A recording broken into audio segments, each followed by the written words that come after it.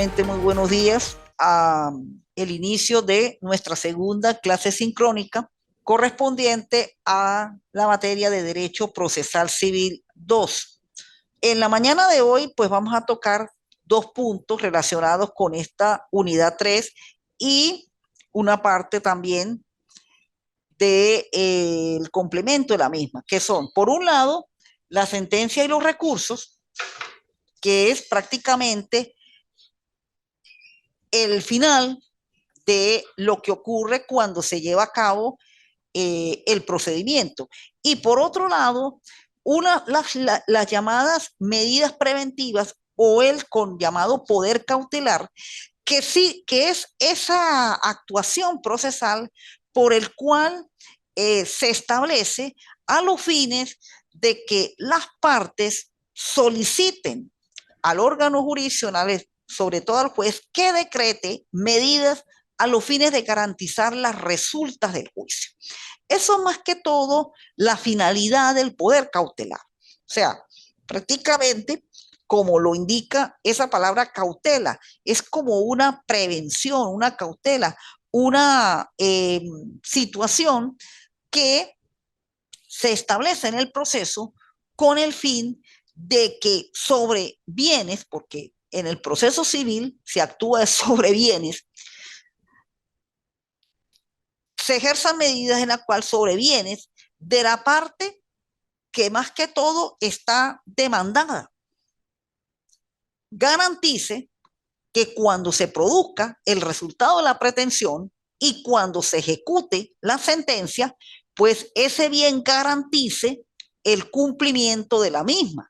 Y por ello tenemos que remontarnos a el tema del patrimonio en Derecho Civil 1 y Derecho Civil 2, cuando uno al ver el tema de los bienes y el patrimonio como prenda común de los acreedores, precisamente eso es lo que termina materializándose es con el poder cautelar de que esos bienes se conviertan en la garantía, como son mecanismos de garantizar el cumplimiento de la obligación, pues esos bienes garanticen que la sentencia se va a cumplir. Y para ello, estas medidas preventivas, hay tres tipos de medidas que son las que se aplican en el proceso. Pero primero vamos a la parte de la sentencia y los recursos, que ya es el resultado de lo que arroja la pretensión. En el tema anterior, en la primera clase, pues se dieron los puntos relacionados con la demanda y la contestación de la demanda, que es el primer trabajo que hacen las partes y dentro del procedimiento ordinario es el llamada introducción de la causa. Allí, pues naturalmente, hay unas actuaciones, como el caso de las cuestiones previas, como en el caso de la reconversión o en el caso de la confesión ficta, que ya sería prácticamente la inactividad por parte del demandado y se decidiría. Por supuesto, ustedes pues paralelamente a derecho procesal 2, pues también ven lo que es el derecho probatorio. Pues precisamente ya para esta altura pues están viendo en derecho probatorio de que precisamente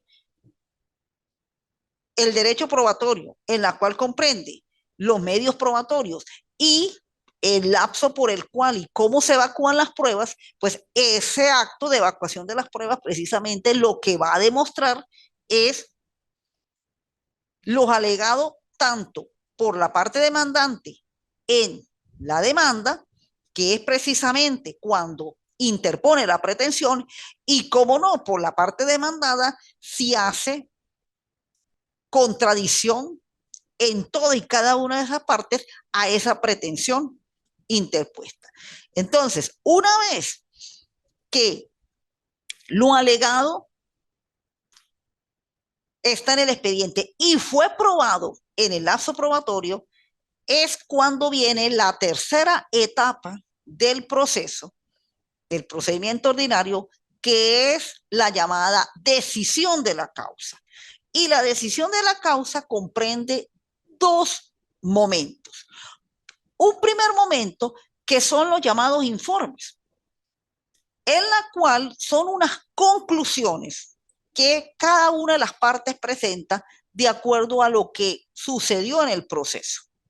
Y por otro lado, viene ya el trabajo del juez. Y allí es donde precisamente se ejerce la jurisdicción.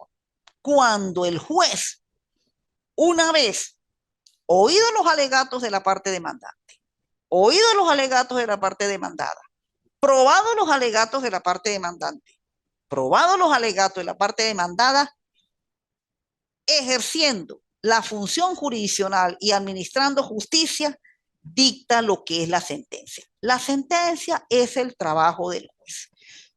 Nosotros las partes, los abogados litigantes, llegamos hasta los informes. Hasta ahí llegamos nosotros, en un primer momento, ¿sí? En lo que es en primera instancia. Llegamos hasta los informes.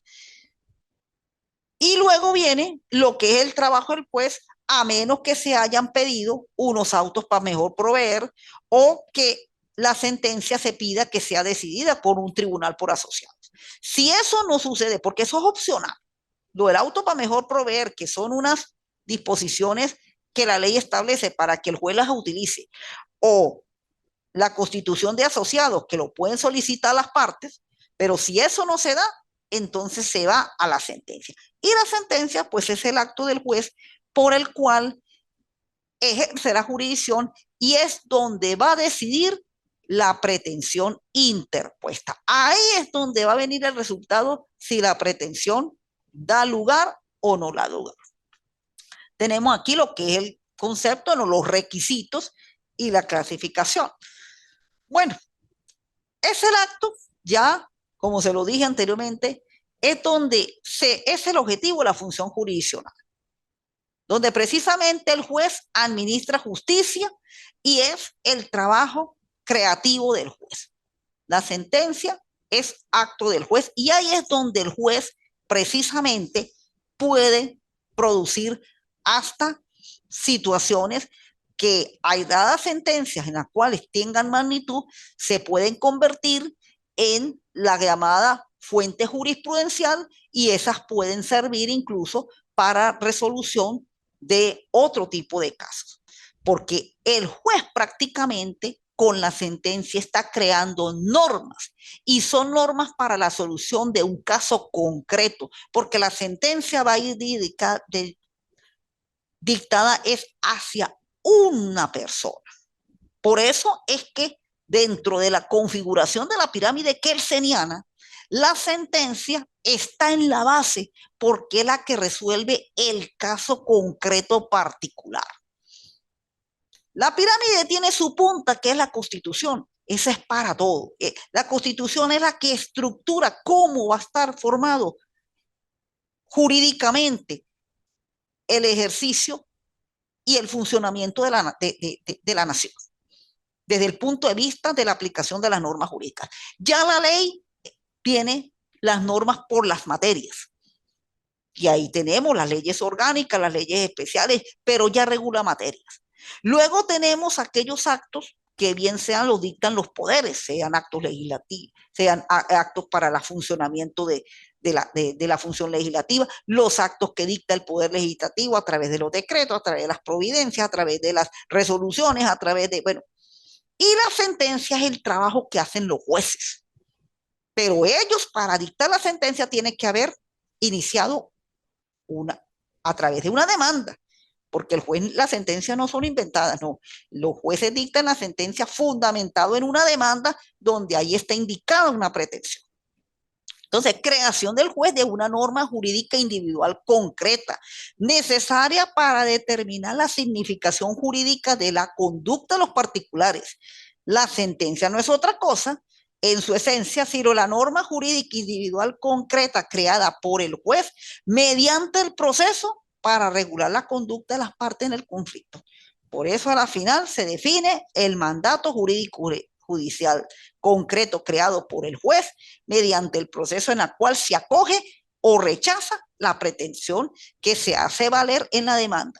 Y por ello, cuando ahí en la lámina estamos indicando norma jurídica individual y concreta creada por el juez, eso se convierte en prácticamente una orden. ¿Ve? Orden es cumplirla o negarla. Es una orden. Por eso, cuando se dice con lugar o parcialmente con lugar, la ejecución es cumplirla. Ya sin lugar, pues la pretensión se descarta. ¿Ve? Entonces, si es ya una norma jurídica concreta, naturalmente, a quien le dictaron la sentencia, pues tiene que cumplirla.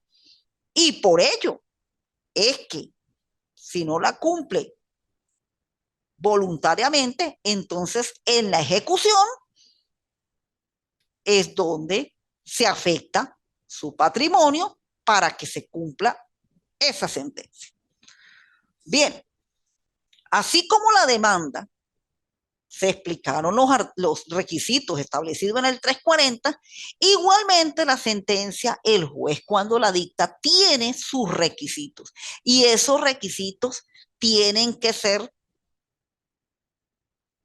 exactos y son inclusivos. Ahí no puede fallar ninguno, no puede obviarse ninguno. Así como sucede en la demanda, igualmente pasa en la sentencia. El 243 del Código de Procedimiento Civil nos establece los requisitos y estos requisitos van a dar origen a que la sentencia tiene tres partes.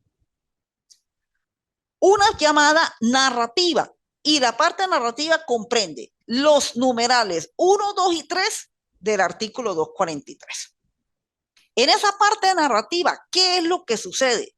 Se narra todo lo ocurrido en el juicio en una forma breve, lacónica y sencilla.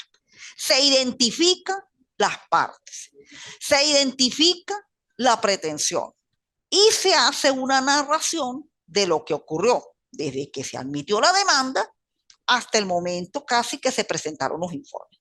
Por eso tenemos el numeral 1, la indicación del tribunal que se pronuncia naturalmente, sea juzgado de municipio o juzgado de primera instancia. La indicación de las partes y su apoderado, ¿sí? Ahí viene parte demandante, parte demandada, apoderado de la parte demandante, apoderado de una parte demandada.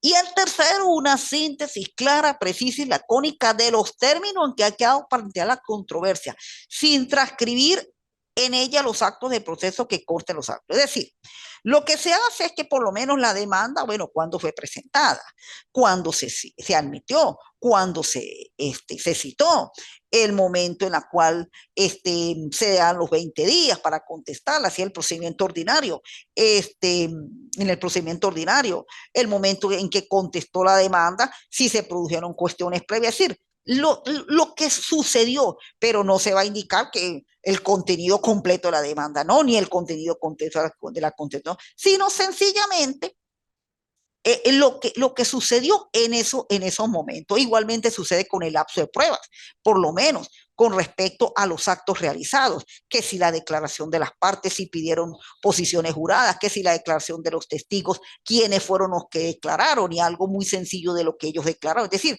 ¿por qué? Porque cuando el juez vaya precisamente a hacer ese estudio de todo el análisis, él naturalmente sí se describe, pero el juez empieza a revisar el expediente para dictar la sentencia desde el momento en que comienza el juicio, porque él tiene que enfocarse bien en lo que se escribió en la demanda, en lo que se escribió en la contestación y en lo que se estableció en el lapso probatorio.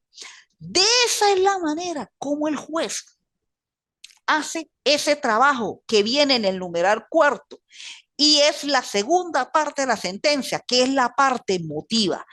La parte emotiva es el trabajo más importante que hace el juez, porque en esa parte emotiva es donde él, argumentos de la demanda, argumentos de la contestación y las pruebas presentadas en el lapso probatorio, es donde él le hace el análisis, cómo se determinó la carga de la prueba, cómo fue probado con respecto a la declaración de testigos, si la carga de la prueba esos testigos coinciden con lo que se pidió en la demanda o hay contradicción en esa declaración en la cual ese testigo termina siendo hasta inhábil con respecto si fue una prueba documental, que la prueba documental demuestre que fehacientemente esa relación, esa narración en los hechos y lo que se pidió en la pretensión corresponde a esa relación jurídico-material que se celebró en ese momento. Con respecto si se pidió pruebas como la inspección judicial, si se solicitó pruebas como la experticia, que corresponda más que todo con lo indicado en el bien objeto de la pretensión, porque mayormente la prueba de la inspección judicial y la experticia se utiliza mucho es cuando las demandas tienen como pretensiones objetos de bienes, sean bien muebles, sean bienes muebles o sea cuestiones contables y ese asunto. Ya en demandas relacionadas con reconocimientos de filiación, relacionadas con divorcio, relacionadas con eso, pues ya este tipo de pruebas mayormente se utiliza en la prueba testimonial. Y esas declaraciones tienen que coincidir con lo que se planteó en la demanda y sobre todo en lo que se pidió en la pretensión. Entonces, este es el trabajo más delicado que hace el juez. Es uno de los trabajos donde aquí el juez, además de los hechos, utiliza utiliza también que las normas jurídicas fueron debidamente aplicadas y sobre todo utiliza fuentes del derecho primarias, sobre todo como es la doctrina y la jurisprudencia. Utiliza mucho para reforzar bastante en el momento en que se vaya a el numeral quinto y el numeral sexto, en la cual es la decisiva. Y en la decisiva, pues es la parte de la sentencia donde el juez va a indicar si la demanda da lugar o no da lugar. Y en el procedimiento civil, las demandas, las sentencias se declaran con lugar, parcialmente con lugar y sin lugar.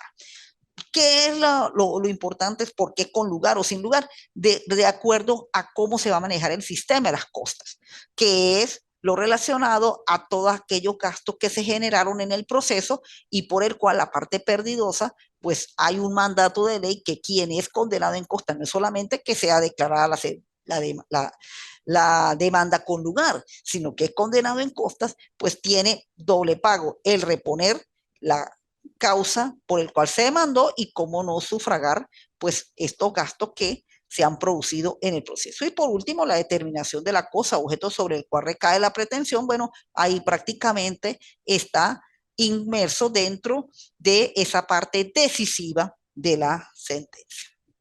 Bien, de acuerdo a el tipo de pretensión es como también se va a clasificar la sentencia.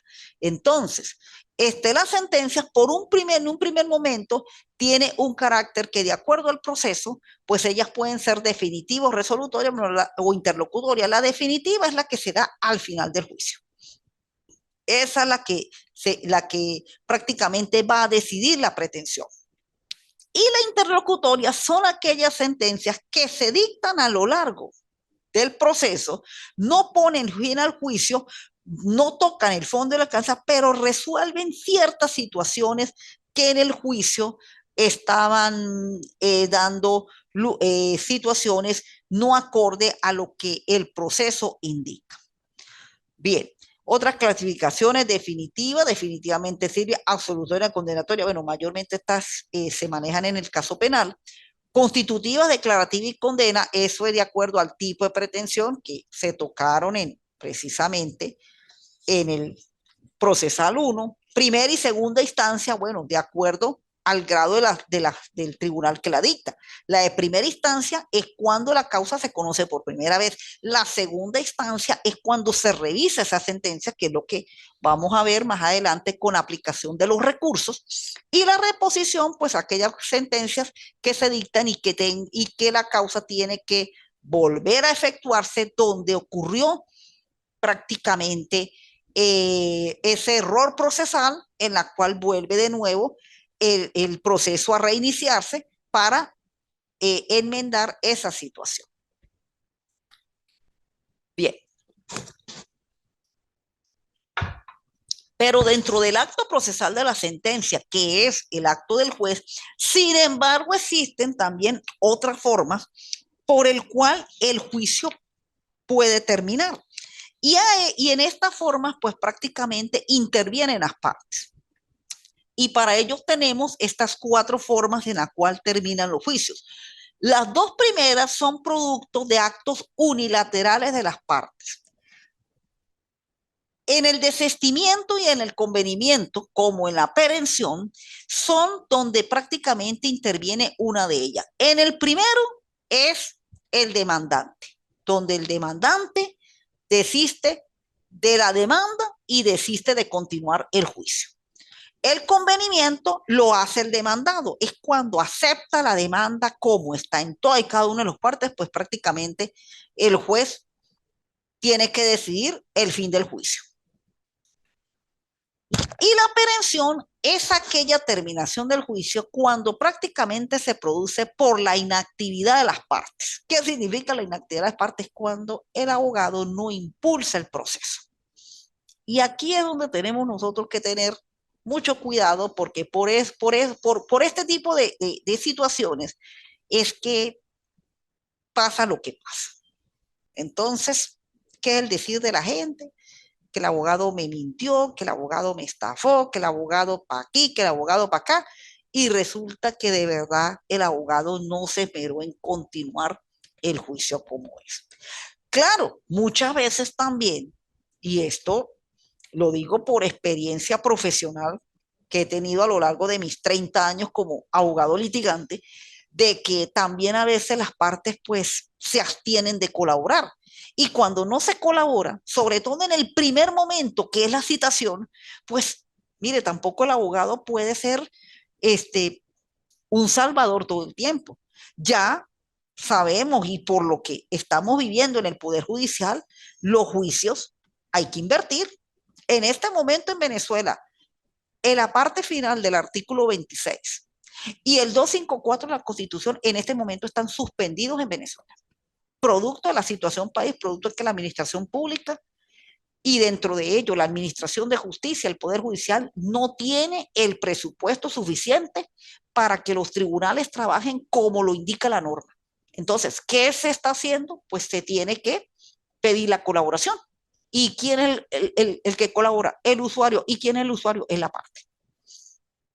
Es la parte. Entonces, si tampoco le colaboran con el impulso, pago de copias, eh, traslado del alguacil para la actuación de citar, pues va a llegar el tiempo, como lo establece el 267, de que no se cumplió en ese tiempo debido y por lo tanto, al perimir la instancia, termina el proceso.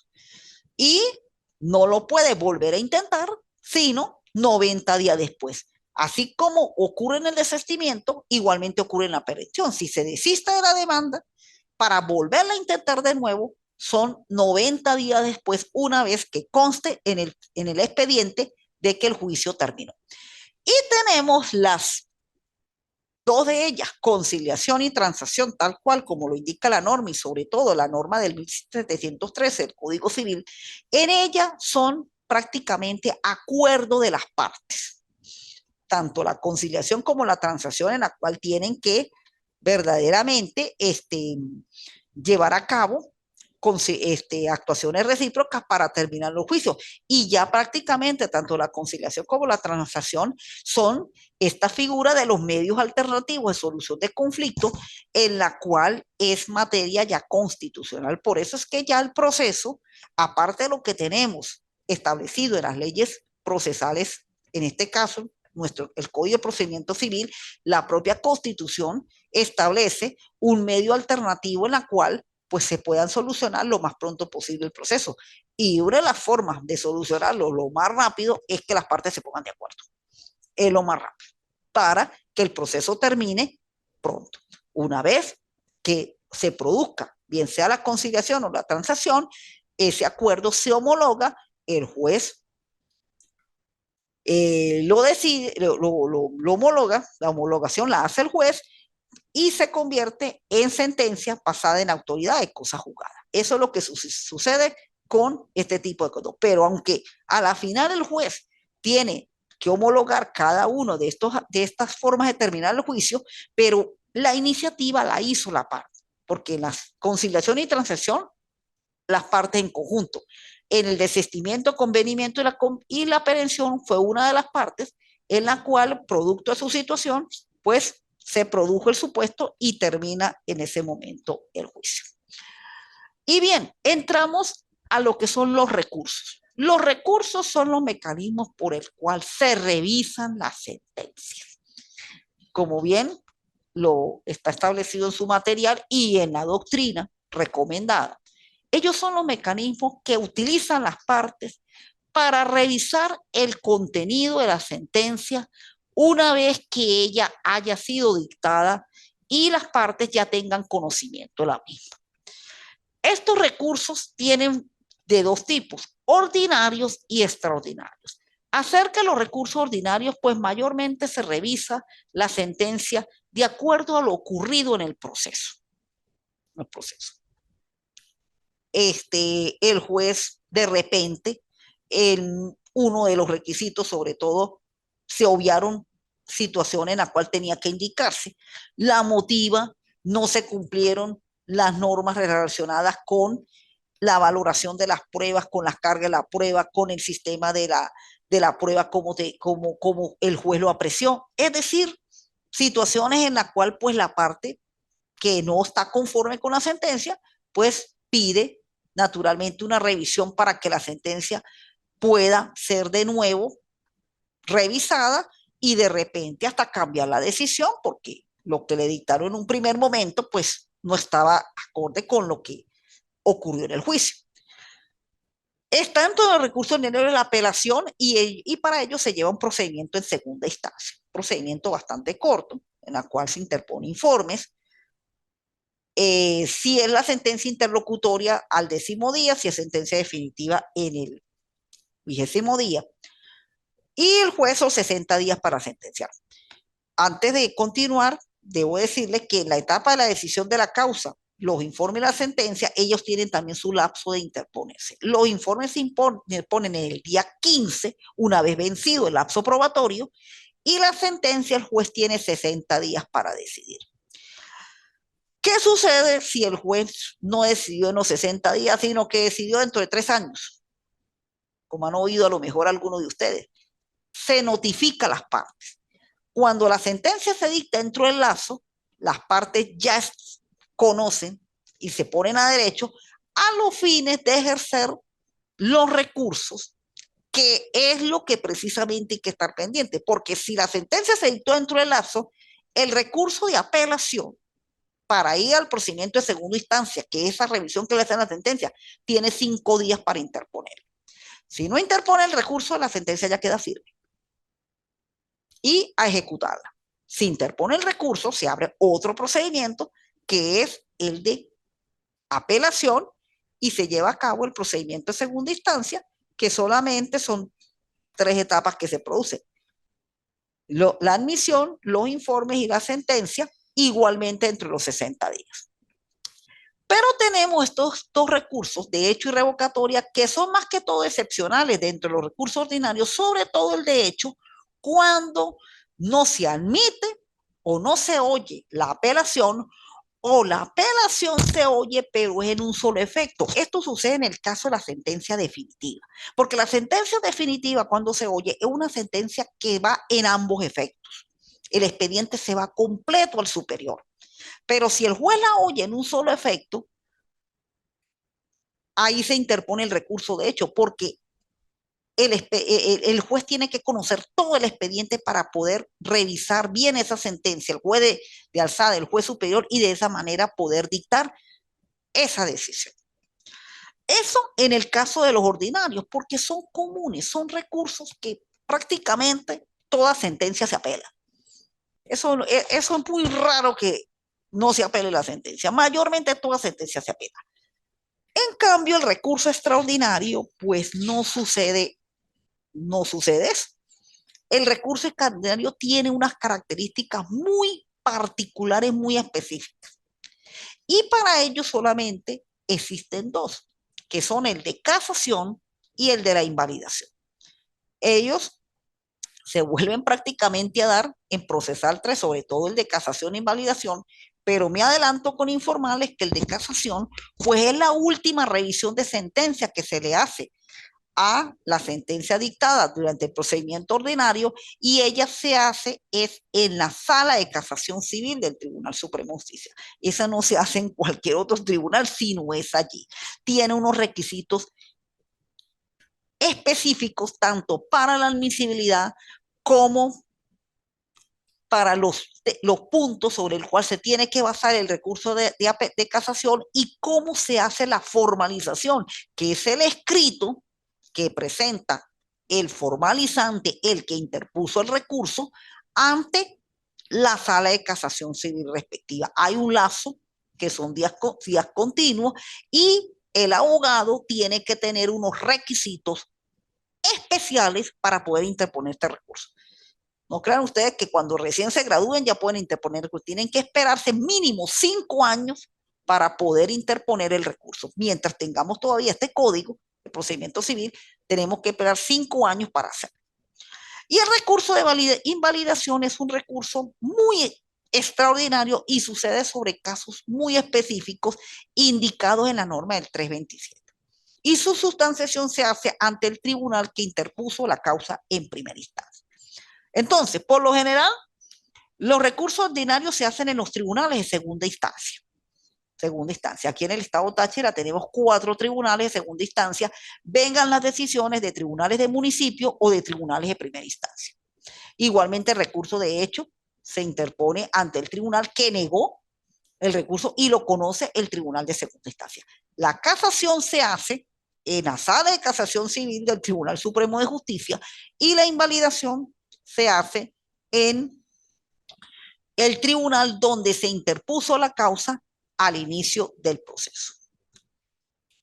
Bien, entonces aquí tenemos ya lo que es la parte de los recursos. Vamos con la otra parte que es el poder cautelar. Tenemos todavía algunos minutos de los participantes, sobre todo con la sentencia. ¿Hay alguna inquietud? ¿Hay algo que no les quedó claro?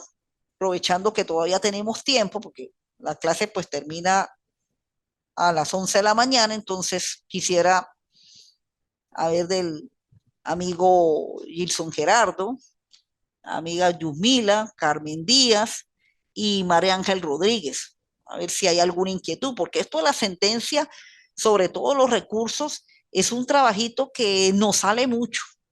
Sale mucho. Por eso es que las sentencias casi todas se apelan.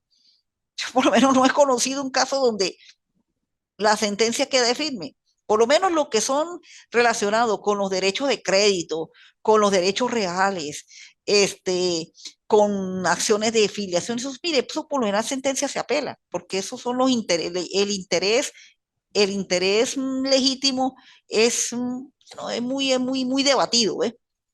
Entonces, para que tengan presente, porque el escrito de informes para cuando se ejerce la apelación, pues es un escrito que tiene que estar muy sustanciado en la ley, porque cuando se dicta la sentencia es porque hubo situaciones por el cual no se observó, no se aplicó la ley como tenía que aplicarse. Y a lo mejor la narración de los hechos para poder fundamentar la pretensión o a lo mejor la manera como se llevó a cabo las pruebas, pues no fueron lo suficiente convincentes para el juez. Porque generalmente cuando uno actúa en el lazo probatorio, sobre todo cuando uno trabaja con pruebas, bien sea testigos o las posiciones juradas, que es la llamada confesión, pues hay que preparar muy bien al cliente. De repente las pruebas ya, por lo menos la inspección judicial, pues es como eso la observa el juez, pues esa prueba es muy confiable. Lo mismo, por lo menos el documento es lo que está ahí. Y si la demanda se narró en base al documento, eso no va a haber dudas por parte del juez. ¿Eh? Pero por lo menos cuando se presentan las declaraciones y esas cuestiones, y esas declaraciones, pues no se prepararon bien, pues hay veces los jueces por ahí objetan y bueno, entran esas cuestiones. Los recursos, mire, los lapsos para los recursos, eso es importantísimo, porque si no se interponen en esos lapsos indicados, mire, ya después ustedes no lo pueden volver a hacer en otro momento. ¿Eh? Ustedes tienen que acostumbrarse y entender que en el proceso, en todos los procesos, en el proceso, sobre todo en el procedimiento ordinario y los otros procedimientos que tiene establecido el Código de Procedimiento Civil, nosotros tenemos que estar muy pendientes con los lapsos. El lapso para contestar demandas, los lapsos de pruebas, las pruebas, eso no regresa. Si no se promovieron las pruebas que son para el puro lapso probatorio, de evacuación, de promoción de pruebas, más adelante no las puede prestar. Lo único que usted puede presentar hasta informes es un documento público. Y todavía el recurso de invalidación admite esos documentos públicos que fueron conocidos y eso en el tiempo que ahí establece, en el tiempo perentorio que establece, los 3 meses, lo contrario no lo puede volver a intentar. Entonces, en eso tenemos que tener muy presente. ¿Bien? ¿O hasta ahorita estamos claros? Bueno, entonces nos vamos con el poder cautelar. Bien, como les decía al inicio de la clase, pues este mecanismo, que por cierto se encuentra en un libro específico, que es el libro tercero del Código de Procedimiento Civil, es aquel donde precisamente la parte y es aceptado por el juez, dicta lo que se llama medidas preventivas a los fines de garantizar las resultas del juicio. Es decir, que el juicio, cuando se dicte la sentencia, esta queda firme y se vaya a la ejecución, pues precisamente no presente la sentencia dificultades para poder precisamente materializar el ejercicio de la tutela efectiva.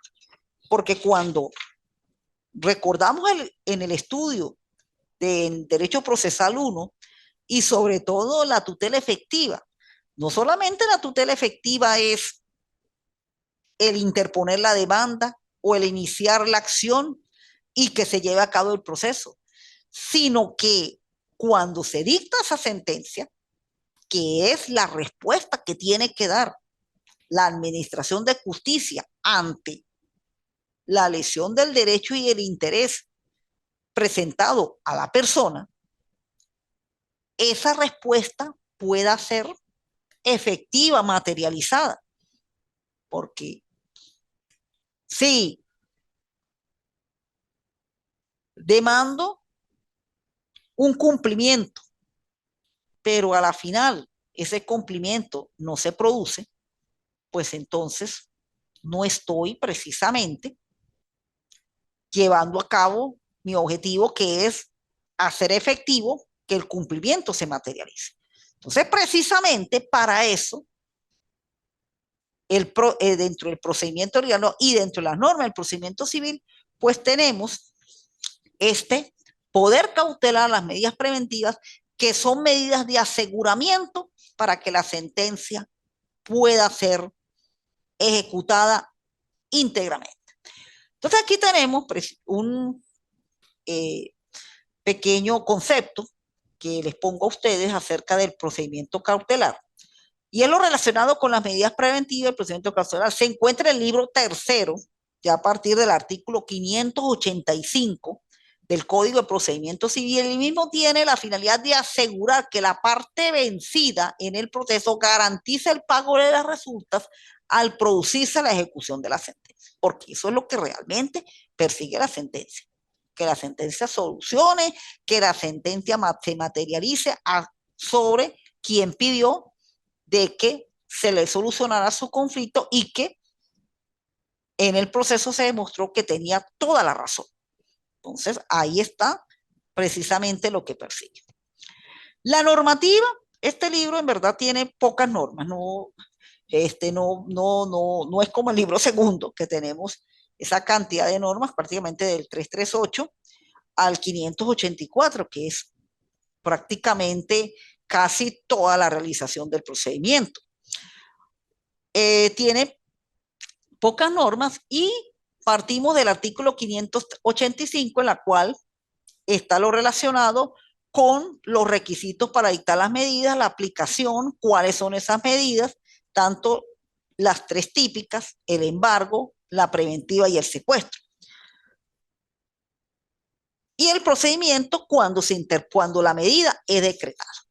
Pero me voy a tener un poquito en el 585, porque el 585 partimos de lo siguiente. Las medidas preventivas establecidas en este título las decretará el juez solo cuando existe riesgo manifiesto de que quede ilusoria la ejecución del fallo y siempre que se acompañe un medio de prueba que constituya la presunción grave de esta circunstancia y del derecho en que se reclama. Bien. De acá la limitación de la medida, bueno, hasta dónde se puede dictar en la medida y la prohibición de afectar bienes que no sean propiedad del sujeto pasivo. Ninguna de las medidas de que trate este título puede ejecutarse sobre bienes que no sean propiedad de aquel contra cual se le libre la medida. Bueno, mire, aquí precisamente tenemos la situación en que estos tres artículos, primero, de que haya el riesgo manifiesto. Y el riesgo manifiesto sencillamente se tiene que esbozar en dos elementos por el cual el juez pues los exige que se tengan que producir para que la medida sea decretada. Primero, el famoso bono fortiori, que es la presunción del derecho que se le está pidiendo la medida y el periculum in mora, en la cual ese derecho por el cual se está solicitando la medida tiene que estar en la ley. Ahora, el riesgo sencillamente es porque a través de lo que usted narró en la demanda y a través en la cual presentó los medios probatorios, allí existe verdaderamente elementos por el cual la otra parte pues siempre había tenido conductas maliciosas. Y por eso es que los jueces exigen estos dos elementos, el fono bono iuri y el periculum in mora, porque si no se le presenta al juez con los documentos que fundamentan la demanda o con documentos que posteriormente se puedan suministrar de que existan esos riesgos de que no se va a cumplir la sentencia, o sea, que no se prueben esos riesgos, perdón, pues la medida va a ser prácticamente casi que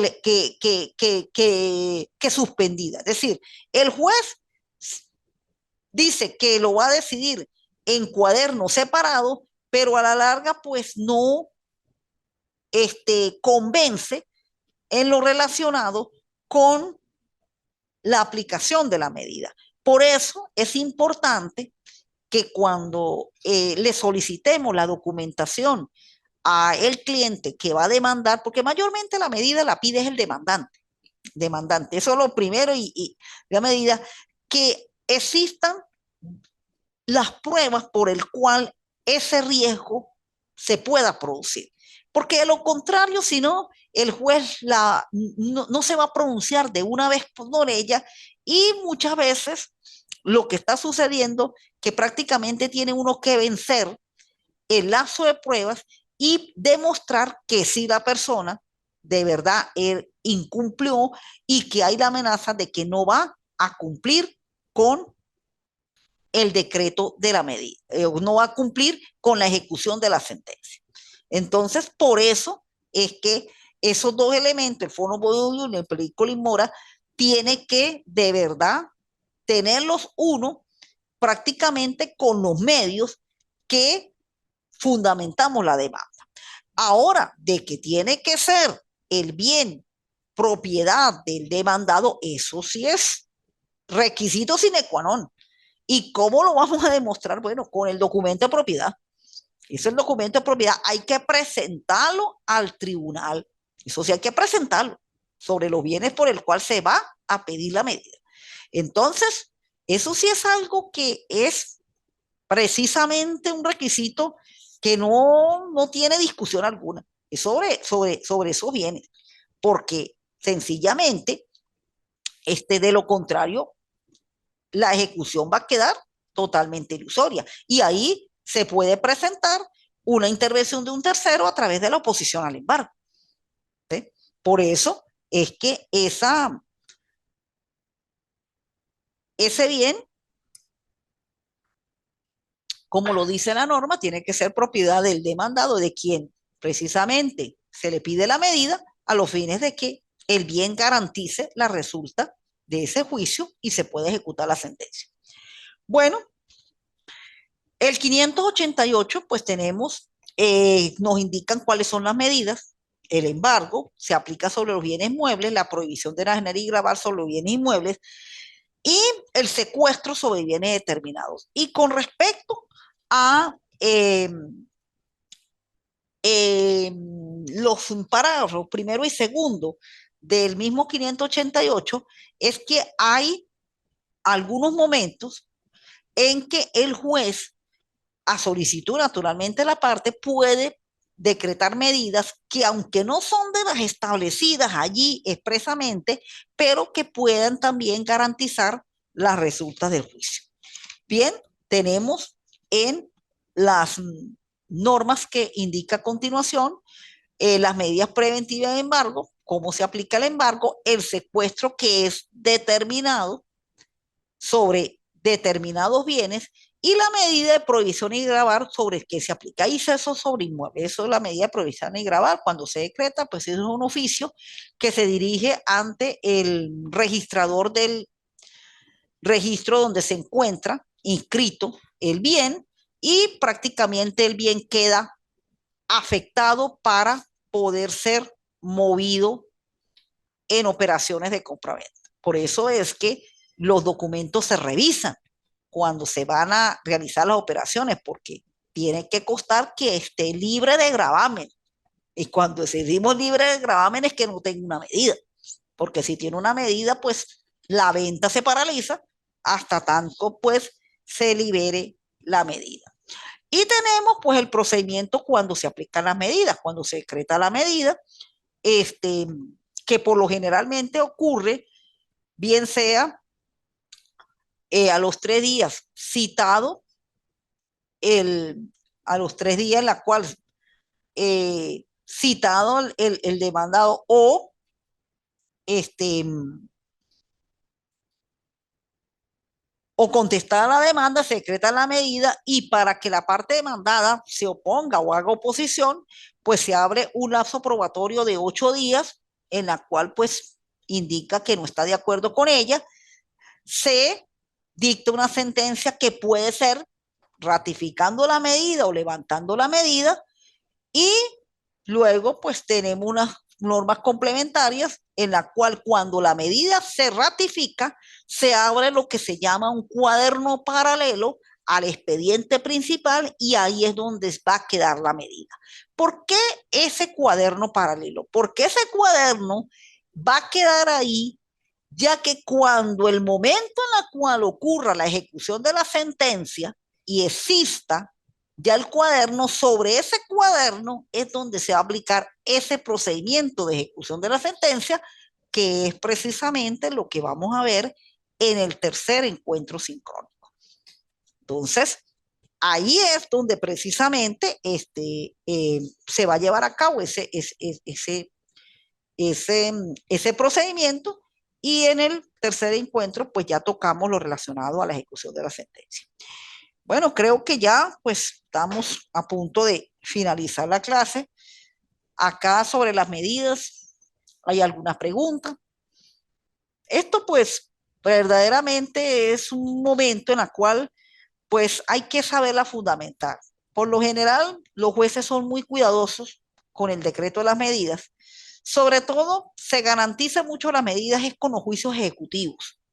Con ellos sí, porque generalmente el juicio ejecutivo ordena al juez el embargo de bienes.